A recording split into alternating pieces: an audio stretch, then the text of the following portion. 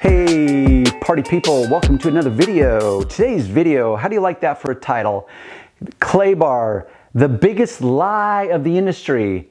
Well, that's hyperbolic. I don't know if it's the biggest lie, but it's certainly a subject that doesn't seem to be addressed by either what I call YouTube detailers or people in the professional world that make this stuff. And that is, does the clay bar scratch your paint? Well, I'm going to do my best to apply a voice of reason. The simple answer is yes. It will scratch your paint. Regardless of what the manufacturer's container says, it will scratch your paint. That's a simple answer. The more complex answer is this: not all scratches are created equal. I could actually even go further and say that some scratches are actually wanted in the form of car polish, right? Because if you know how the polishing process works, you know that you're literally scratching your way to success as you polish your car paint. Whether it's by hand or machine, you're scratching your way to success. So that's where I say is not all scratches are created equal, and in some cases scratches are actually wanted. But we're not talking about polishing your paint. We're talking about using a clay bar. Something, like I said, that does not seem to be addressed in any of the videos. And if you read the manufacturer's labeling, they will have these like what I call weasel clauses, like in the world of attorneys. They call these legal documents, there'll always be some weasel clause. It's kind of a cover your ass moment. So they'll talk about like, if you don't use enough clay lube, it will cause damage to your paint. Or if you don't replace your bar often enough, it will cause damage to your paint. Well, I can shoot holes in that argument all day long. For example, I have tested so many clay lubes, and I've used a clay bar with nothing but tap water. I can abrade the paint with tap water just as I can abrade the paint using the most hyped up clay lube. I've yet to find a clay lube that will prevent abrading or scratching. Call it what you want, which I will get to next. So it still happens regardless of how much clay lube you use or how much you spend on that clay lube.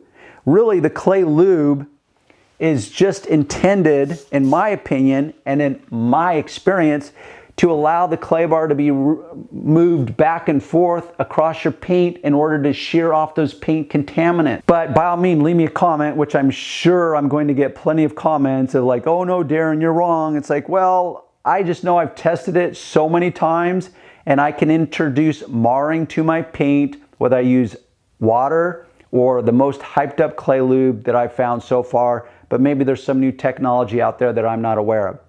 So let me circle back around to not all scratches are created equal. And I introduced the word abrading. So if you're a beginner and you own a dark colored car, because my car is white.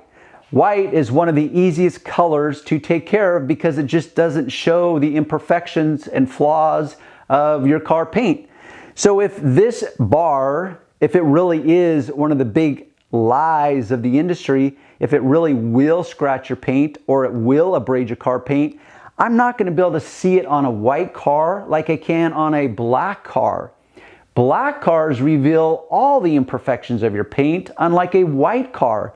So if you're a beginner and you've got a black or a dark colored car and you use this and there's enough paint contaminants in which you're trying to remove and you have to rub hard enough or long enough, you will, I promise you, eventually abrade your car paint and you will be disturbed. But just know that everything in life has its trade-offs.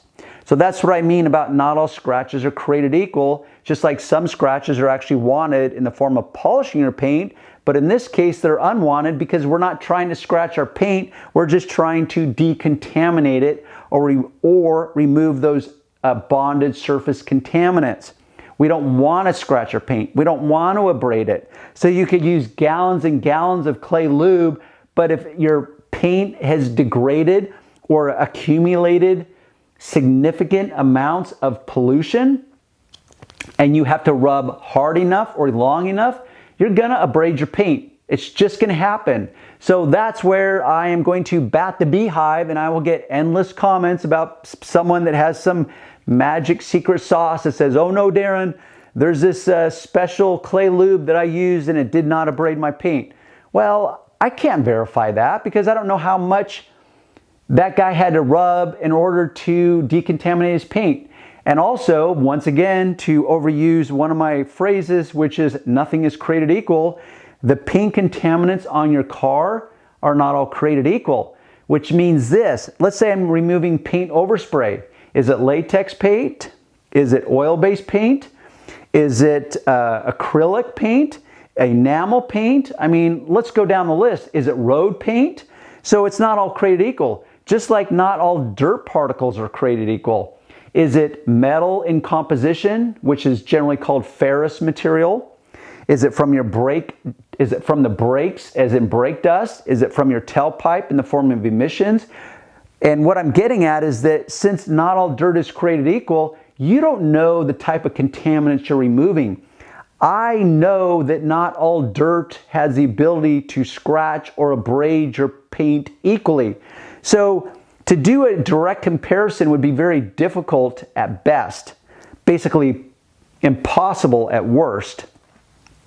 I'm just going to go with impossible because on any given car, there's going to be endless types of dirt or paint pollutants, contaminants on your paint.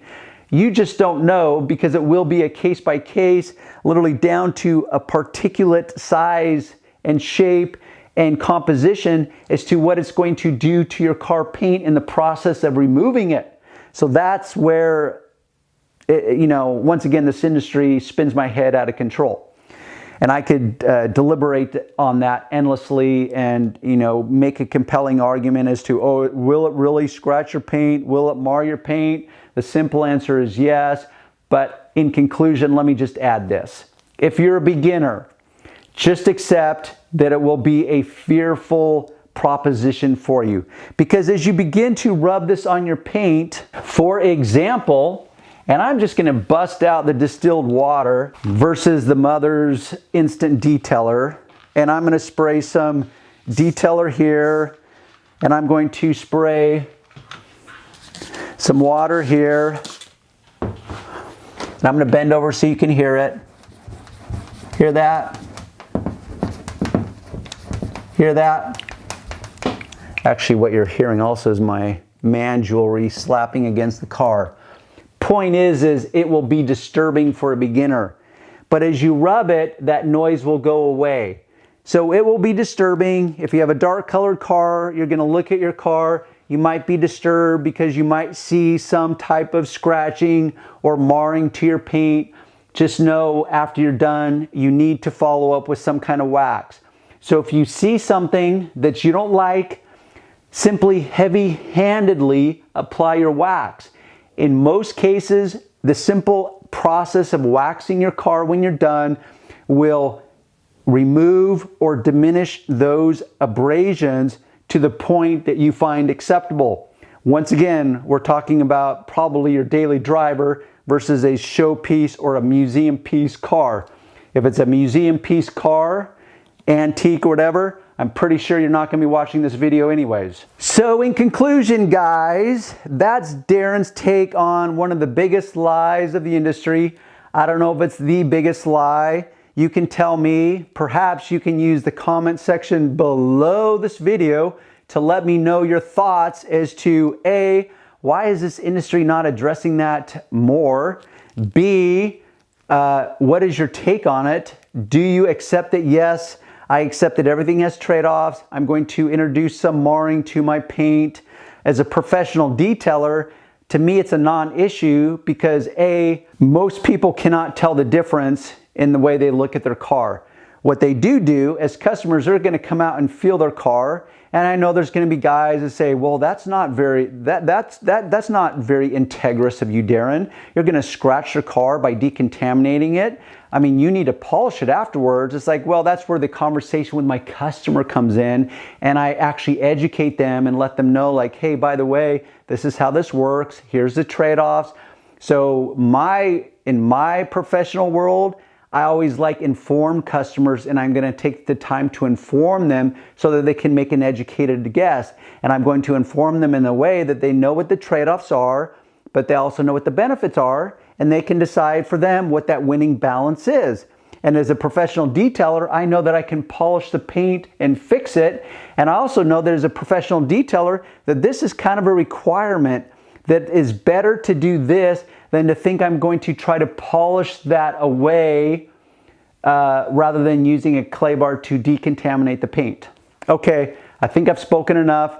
I'm gonna hear the feedback from you guys. I know with this video, I'm probably gonna bat the beehive and get all kinds of backlash, but please leave me your thoughts. But hopefully you're gonna be speaking from firsthand experience, whether it's your own car or the world of professional detailing. Always check the box below because there's gonna be links right down there that will take you to my website that I'll go into further deliberation on the subject matter. Until then, I will see you on the next video.